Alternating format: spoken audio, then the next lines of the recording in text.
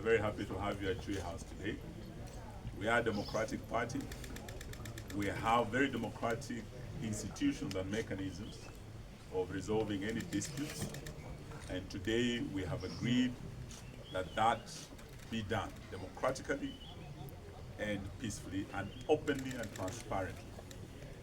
So we will be turning our focus, our full focus, to the by-elections. And we already have the leading candidate for Wamalwa constituency, where I will be proceeding this weekend to start our campaigns for that parliamentary seat. We will also be fielding in Ugunja constituency, where we already have a candidate, and we will also be campaigning in Ugunja, in Huisero, in Garissa County, Fafi, where we have candidates across the country. So we want to ask all our members, wherever you may be, musiwe na wasiwasi, chama kiko imara, and you can see all of us here together, na wote tunaelekea kwenye uwanja wa kutafuta viti vya mbunge, viti vya MCA, so that we continue strengthening our party. Lastly, for the Ruto regime, we are very concerned as a party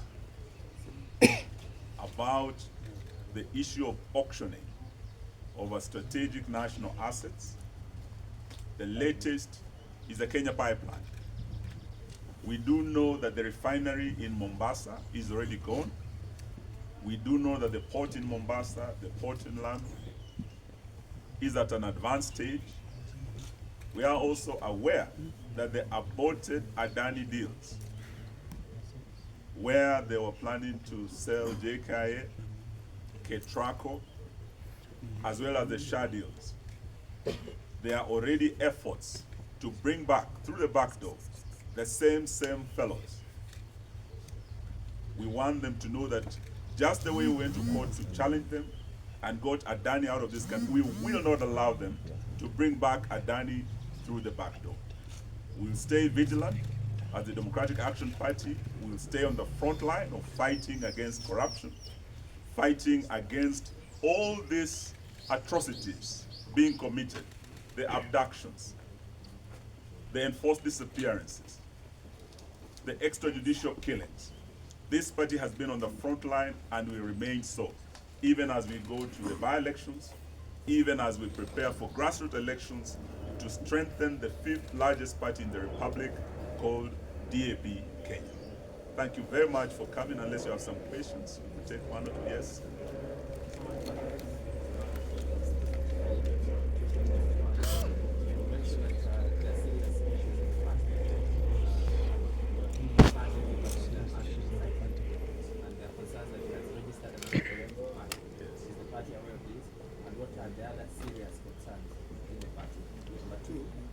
By fielding candidates in Wamalwa, in your arrangement in the opposition? As the united opposition. Just the way we are managing our internal disputes through internal dispute resolution mechanism, as the coalition we are equally setting in place mechanisms of resolving disputes. And in the coming days after IEBC, and we are calling upon IEBC, Kenyans are anxious. They've had wards and constituencies, 6 of them, 16 wards, unrepresented, some for over 2 years. I was in Huisero, where Maloba, the MCA, was murdered.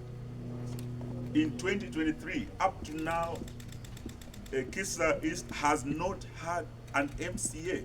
So that lack of representation is a serious issue. And we are saying IEBC must proceed with speed, give clear roadmap, beginning with by-elections. We need to know when we're going to have these by-elections. Then, we are already in August, meaning we are entering that critical stage that Judge Kriegler talked about. 24 months to the next general election, IEBC must be up and running and fully operational. They are just starting. We were a bit late in getting this IEBC. So we must have a clear roadmap right from the by-elections all the way to the general election that is just 24 months away. We are talking of next August and the last August. The last, second Tuesday of the last August. That will be 10th August 2027. We do not have the luxury of time. We want to see IEBC moving, and we want to see free and fair elections, starting with these by-elections. Already you can see the semblance of pre-election violence. You cannot have free and fair elections where there is violence, whether it's pre-election or post-election. What we are seeing in terms of violence unleashed against members of our coalition, we saw it in Murang'a, we saw it in Subukia, we saw it in Chwele in Bungoma, we saw it in Kakamega. We are very, very sure that Ruto knows he's going to be a one-term president, but he's going to resort to two things. One, stealing elections, as Oscar Sudi has told us, Senator Cherargei has told us, and violence. So IBC, come out. But for us as the coalition, we are going to agree in the next few weeks after IBC announces to field joint candidates in each constituency. So do not think we'll fall into the trap. We are being divided ourselves as the opposition. DCP and DAP Kenya are sister parties in the same coalition. I believe by the time the date is announced and we go to that election, it will emerge that Seth Panyako is the leading candidate in Malava, and DAP Kenya is ahead of DCP. We'll be asking them to do the honorable thing and stand down their candidate to support the leading candidate. It is the determination of this coalition to win each of the 6 parliamentary by-elections. Once we do that, those of you who are doubting one term, these by-elections are going to tell you that William Ruto is actually going to be a one-term president, beginning with the by-elections. Thank you very much. We can take a last question. You haven't answered the first question. Sorry? You haven't answered Paul's question. Sorry?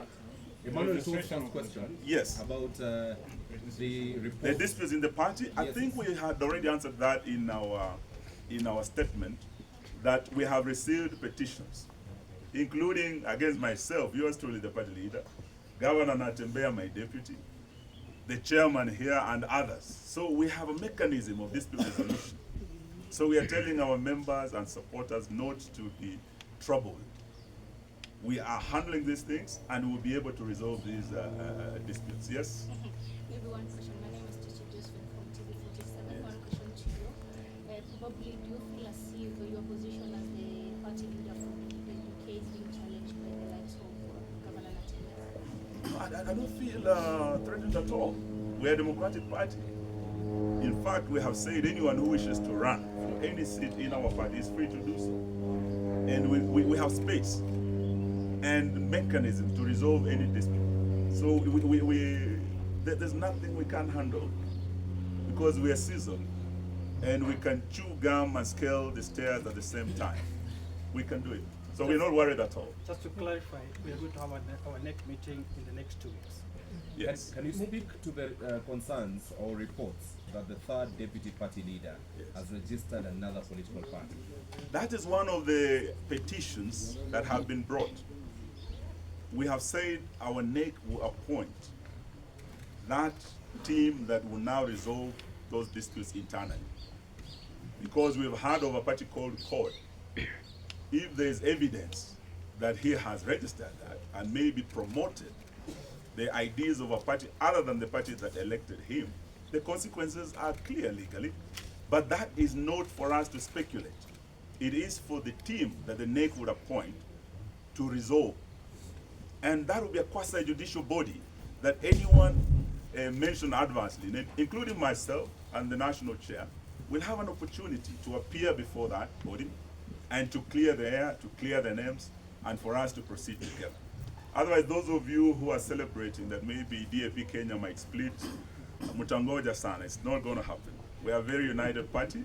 We'll emerge out of this stronger as not just the 5th largest party in Kenya. One day soon, we're going to be the top party in this country, and we'll give this country the 6th president of the republic. Thank you very much for listening to us. Just one final question, Party Leader, because we were with you in Tanzania when you went to protect the governor, that is Eugene Natembeya, when he was being arrested by EACC. Maybe just inform Kenyans and your party members, where did it go wrong between you and him? No, we have no problem at all. These are petitions not against me and my deputy. They are petitions from different members. And raised, they must be determined. And they will be done so judiciously. We have very qualified personnel that will form this committee that will be authorized by NEC to now resolve that issue. It's not personal between me and my government. And it's just good to appreciate that this is a very fair competition within the party. Yes. And we're democratic. And we have said everybody is willing. Yes. We have seen people looking like goons Yes. around this place, even outside. Yes. They told some also waiting outside there. Yes. Do you like to comment about it? Not at all. We do not know what happens outside our gates. But you are all safe here. You are all safe here, and please welcome. Welcome to Chui House, and this is our press release for today.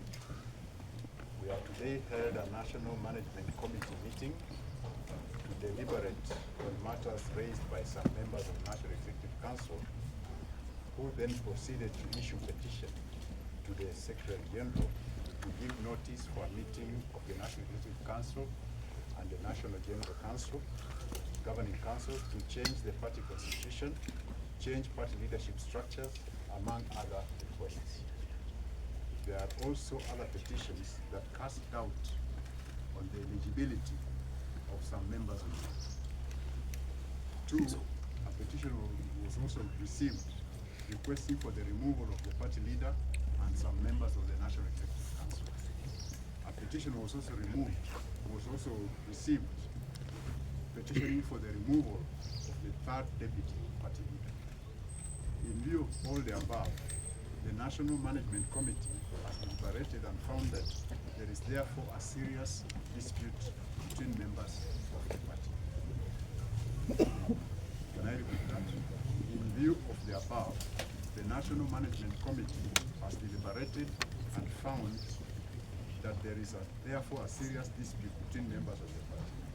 The National Management Committee has therefore decided to refer all petitions to the internal dispute resolution mechanism, that's the IDRM, to handle this urgently and to ensure the party activities continue uninterrupted, specifically focusing on the upcoming by-elections, where we will field candidates across the country. Meanwhile, we appeal to the party members and our supporters to remain calm as the party leadership works to resolve the current impasse in the party. So our National Executive Council shall be called soonest to appoint the Executive Committee so that it can start working to resolve the disputes between members of the party. Thank you.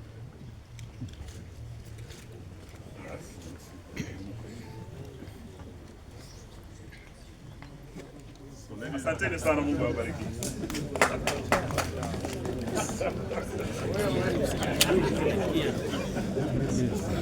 Tuingie tukunywe chai.